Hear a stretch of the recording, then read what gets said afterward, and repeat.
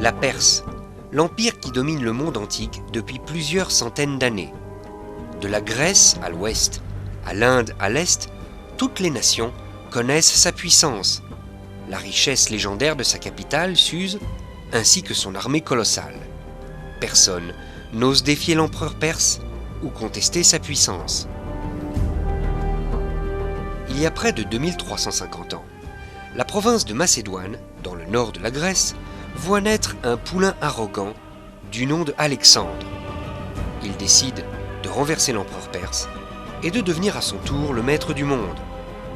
Les uns après les autres, les royaumes tombent devant lui comme des fruits mûrs. La Turquie, la Syrie, le Liban et même l'Égypte s'inclinent devant lui, jusqu'à ce qu'il arrive en Israël. C'est ici en fait que commence notre histoire. Alexandre se rend à Jérusalem et rencontre Shimon le Juste, le grand prêtre et guide des Juifs à l'époque. Son noble visage impressionne profondément Alexandre et lui rappelle un rêve qu'il avait fait dans son enfance. Suite à cette rencontre, les Grecs respectent les Juifs et leur religion et leur accordent des droits en proclamant « Puisque les Juifs ont manifesté leur enthousiasme depuis le moment où nous avons foulé leur sol, nous estimons qu'il est normal de leur rendre l'appareil. Nous avons décidé de construire leur ville, Jérusalem, de la fortifier, ainsi que d'exempter d'impôts tous les habitants pour 3 ans. Tous les citoyens pourront être assurés de vivre dans le respect de la tradition de leurs ancêtres. » Pendant 160 ans, les Grecs ont respecté cet accord, jusqu'à l'avènement d'un nouveau roi, Antiochus Épiphane, qui décide de changer les règles du jeu. Contrairement à ses prédécesseurs, Antiochus décide de porter atteinte au droit des Juifs de vivre selon leur foi. Il veut annuler leurs spécificités et les assimiler à la culture grecque, comme tous les autres peuples de l'Empire. Antiochus décide donc de lutter contre les préceptes fondamentaux du judaïsme, la Brit Mila, la circoncision, l'étude de la Torah et les lois de pureté familiale juive. Antiochus interdit de célébrer la circoncision des nouveau-nés. Lorsque les soldats grecs surprennent des parents juifs en train de circoncire leur fils, ils tuent la mère et l'enfant. Mais les Juifs ne renoncent pas et continuent à circoncire leurs nourrissons en dépit du décret cruel. Des édits royaux sont émis, interdisant l'étude de la Torah. Les soldats parcourent les rues pour vérifier qu'aucun Juif ne contrevient aux ordres. Malgré le danger qui les guette, les étudiants en Torah se rassemblent dans des grottes et des lieux déserts pour perpétuer la tradition de leur père. Mais le décret le plus dur fut sans doute l'obligation pour les jeunes épouses de passer leur nuit de noces avec le gouverneur régional. Cette loi terrible affligea le peuple juif. En plus de sa cruauté, elle affectait les éléments les plus sacrés du judaïsme, comme la pureté et l'équilibre familial et la pudeur. La tradition raconte sur une femme courageuse qui décida de se battre pour l'honneur des filles d'Israël. Introduite au palais du gouverneur pour passer la nuit avec lui, elle le saoula et profita de son sommeil pour l'assassiner. Avec ce geste héroïque, cette sinistre loi prit fin. Antiochus réalise qu'il n'arrive pas à imposer aux Juifs sa volonté, malgré les importantes forces engagées. Il adopte donc une politique qui peut se résumer par « ce que l'on n'obtient pas par la force, on l'obtient par plus de force ». Antiochus conçoit donc un plan en 2 phases pour éradiquer la religion juive. La première verra le temple profané. Une statue de Zeus sera placée à côté de l'autel et le temple sera transformé en haut lieu d'idolâtrie. Pour la deuxième phase, les soldats iront dans chaque ville et village et établiront des lieux de sacrifice et des idoles sur la place principale. Ainsi, ils contraindront tous les Juifs à se prosterner devant leur Dieu et à leur offrir des sacrifices. De nombreux Juifs se soumettent, mais de nombreux autres qui se soulèvent sont aussitôt jugés et condamnés à mort. Le tournant prend forme dans le village de Modi'in. Le vieux prêtre Mattathiahu et ses 5 fils, Yehuda, Shimon, Jonathan, Éléazar et Yohanan, refusent de se prosterner à l'idole. Et au lieu de se soumettre au terrible décret, ils décident de réagir et amorcent une révolte, la révolte des Maccabis. Les Maccabis se postent dans les monts d'Ophna, dans la région de Binyamin, car dans cette région montagneuse, l'armée grecque ne pourra les poursuivre. La nouvelle de la révolte se répand comme une traînée de poudre sur les terres de Judée. De De nombreux autres juifs courageux se joignent aux Maccabis pour grossir leur rang.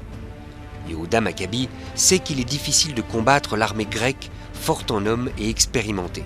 C'est pourquoi il décide de mener une guérilla en multipliant les attaques surprises contre l'ennemi. Les routes deviennent de plus en plus dangereuses et les dirigeants grecs décident d'envoyer une grande armée afin de parvenir à une victoire définitive. Au cours de la première confrontation avec les Grecs, Yehuda apparaît déjà comme un fin stratège. L'armée du gouverneur de la Samarie, Apollonius, connaît sa première défaite. Yehuda s'empare symboliquement de l'épée grecque. Antiochus, stupéfait par la puissance de la révolte, envoie un nouveau général, Gorgias, à la tête d'une grande armée pour lutter contre Yehuda. Les forces grecques comptent 120 000 soldats et 7 000 cavaliers. De plus, ils sont équipés de l'arme la plus puissante qui soit, des éléphants de combat, portant armure qui écrase et piétine tout ce qui se dresse devant eux. Les forces juives ne comprennent que 3 000 soldats. Gorgias choisit d'établir son camp à Emmaüs, près de l'actuel croisement de Latroun, dans une région de plaine qui facilite les combats. La méthode de combat grecque s'appelle la phalange. Des rangées de soldats qui se tiennent serrés forment un seul bloc et utilisent massivement des lances de 5 mètres de long. Cette méthode est bonne pour le combat en plaine, mais pas en montagne. Gorgias est si confiant en la force de son armée et en sa victoire future qu'il invite dans son camp des marchands d'esclaves pour leur vendre tous les captifs juifs. Yehuda Maccabi choisit de s'établir avec ses troupes à Mitzpé, un lieu de prière ancien au sud de Jérusalem. Là, il prie pour la réussite du combat et Yehuda adresse des paroles d'encouragement à ses combattants. Il leur dit « Ne craignez pas leur multitude et ne tremblez pas devant eux. Souvenez-vous du sauvetage de nos pères au bord de la mer Rouge lorsque Pharaon les poursuivait avec ses chars et ses cavaliers. Implorons Dieu, et dans sa miséricorde, il se souviendra de son alliance avec nos pères, et lorsque, mes frères, il aura anéanti cet ennemi, tous les peuples sauront que c'est Dieu qui sauve le peuple juif. » Gorgias veut surprendre Yehuda Maccabi. Son armée se rend la nuit en direction de Mitzpé, mais Yehuda devine ce qui se trame contre lui et décide de son côté d'attaquer Emmaüs, le camp de Gorgias. Le général grec arrive au camp de Yehuda et découvre qu'il est vide. Lorsqu'il retourne vers son camp, il le retrouve en flammes. Cette vision effraie les soldats grecs. C'est à ce moment que l'armée de Yehuda tombe sur celle de Gorgias et la frappe de façon écrasante. Au cours du combat, les combattants de Yehuda luttent pour leur liberté au prix de leur vie. Éléazar, le frère de Yehuda, terrasse un éléphant en lui enfonçant une lance dans le ventre.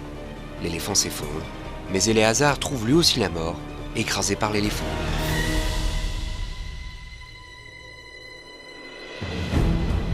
Suite aux victoires d'Emmaüs et de Mitzpé, Yehuda Maccabi délivre d'autres villes. Il recrute des Juifs qui souffrent de l'oppression grecque et les dirige vers Jérusalem, siège du pouvoir. La victoire éclatante de Yehuda Maccabi confère aux Juifs une supériorité militaire et pousse les Grecs à renoncer à régner sur la Judée. Yehuda profite de la victoire pour rassembler ses troupes en vue de monter et libérer le mont du Temple et le purifier. Yehuda et ses hommes retirent les idoles du temple et les prêtres, les Kohanim, installent immédiatement une menorah provisoire à la place de celle qui a été souillée. Les Kohanim cherchent de l'huile pure pour allumer les lampes, sans succès.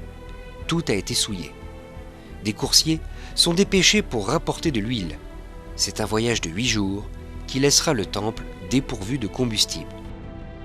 Suite à de nombreuses recherches, on trouve une petite fiole d'huile qui est suffisante pour éclairer une journée. Le Kohen allume la menorah avec cette huile et de façon miraculeuse, le combustible ne cesse pas de brûler. La menorah continue d'éclairer jusqu'à l'obtention de la nouvelle huile. Cette lumière a éclairé toutes les générations et aujourd'hui encore, nous célébrons le grand miracle qu'ont connu nos ancêtres en ces jours-là, en cette époque de l'année.